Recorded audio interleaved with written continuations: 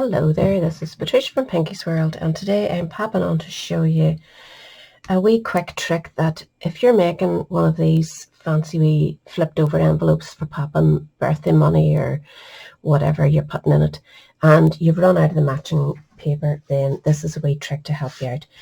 I wanted to make this one for my son's birthday, which is today, and I had very little of this paper left. Loads of black card obviously, but very little of this paper, which was a retired one, so I can't even get more of it. So in order to get my way around that, to make one of these, normally you need 2 strips 9 inches by 3 inches of the card and one of the paper, but because I haven't got enough to make that one big long strip, I have gone with 2 cut-offs. So I'll show you the inside. I have his money all parcelled up, and I have a wee picture of him inside, but as you can see, because I've covered it, but you can see it here, I have actually popped in a wee 3.5 inch strip by 2 7/8 and then covered it with his picture. If you're not putting a picture in, then put a piece of plain card, which I'm going to show you now. So we'll pop this away till later. So to start you off, you of course need your piece of card. Choose your card. This one is Magenta Madness. I've gone with 2 pieces of 6 inch by 6 inch paper, which is also good to be able to use up because as I say, you normally go with the one long strip, which makes your life easier, but this works too, so I just thought I'd show you. That paper is actually from another one, Sunshine Rainbows, which was the last celebration. So get your card, which is cut 9 inches by 3, scored at 3 inches on one side and 3 inches on the other. And then get your papers that you have, and it doesn't really matter which way you go, so just pop it in and score 3 inches, and don't score too hardy on it because it is only paper. I'll try and do this the same way, and we'll go 3 inches.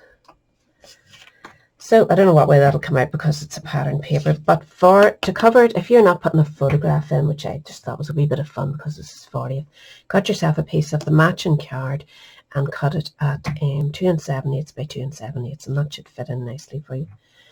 So I'll put this out of the way, and we'll do a wee bit of scoring.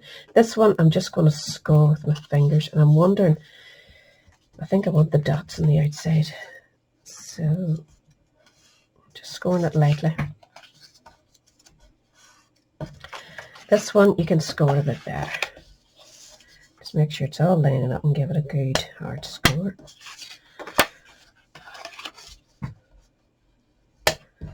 Now we need to cut a bit off these because it's too big, and the best way to do it is with your cutting board if you have one, or draw yourself a line so that you're not leaving yourself with too bulky an edge. So line it up with the one point and down to this point.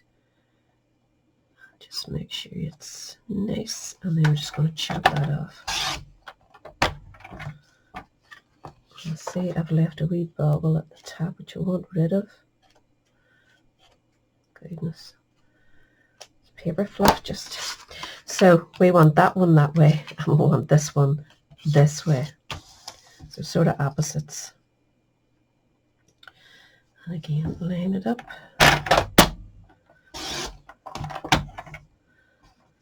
And that's those 2 done, and we're going to need to do the same to these. So these are going to be attached on like so, and we're going to be cutting away this one. So if you're lining up, don't get confused. Do a slant, a straight. So this one will be a slant. So go in again, point to that score line. Just make sure it's lined up. And we're just going to stick that one on so that we keep ourselves right. So a wee bit of glue on your spotty side. And just line it up. It will fit in nicely between the two scores, leaving you a wee fraction to work with so that it all closes nicely. Just get it butted right up to the end there. Keep it all nice. Now we're going, as I say, slant, straight, slant, straight. So this one is going to go here. And we want this one straight and this one slanted. Is that right? Yes. So again, line it up, point to point, where you put your wee score in.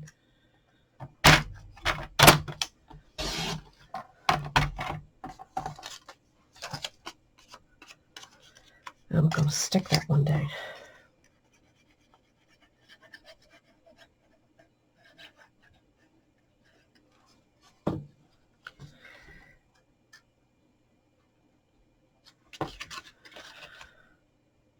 This is very quick taking glue, so make sure you've got it where you want it. That should do nicely. So it's nearly like a pinwheel. So we can get these all out of the road. As I say, that looks a bit untidy inside, but once you put your matching card, which you could run through an embossing folder or whatever, just don't make it too thick if you're going to be putting lots of money in. So I'm just going to stick that in. You could also stamp a wee message on it on the inside.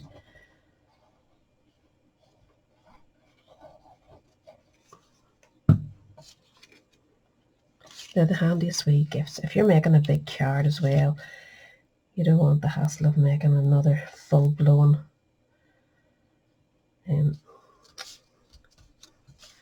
wallet or whatever, you know. So that's the way that's going to go. Just hope that settles before we start turning it. I'm going to check that I've everything trimmed off nicely here. Don't want anything catching when we go to close that up. So if you think you're a bit too sticky out, give it a wee trim. So your money will go in there. I think, isn't it? I want the paper last, so go card, paper, and at this stage you can give them a wee fold down. Just make sure everything's nice and straight for you.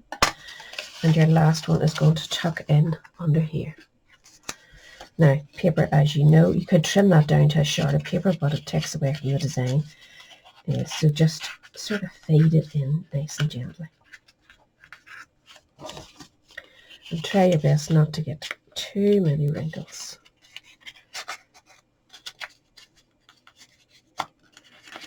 And that is it in. So now you want to decorate it. And the thing that I went with to decorate mine was this Hello Ladybug, and it's May Your Greatest Wish Come True.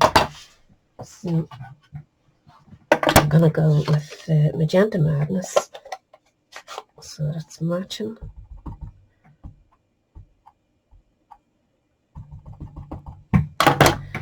Just make sure that it's well inked up. It's a lovely bright colour, isn't it?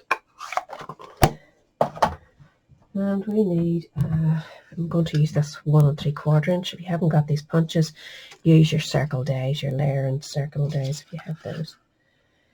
Don't think these are on the market anymore, but you can get them in all brands.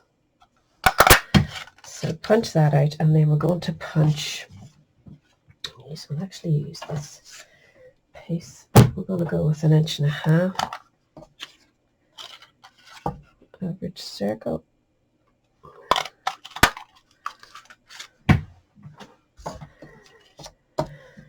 And some dimensionals. My dimensionals are disappearing.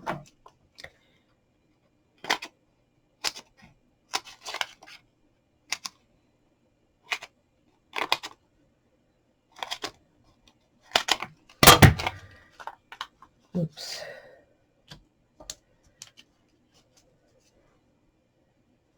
Just pop about 3 would do. Should have actually put them onto this first, shouldn't I? Should be fine.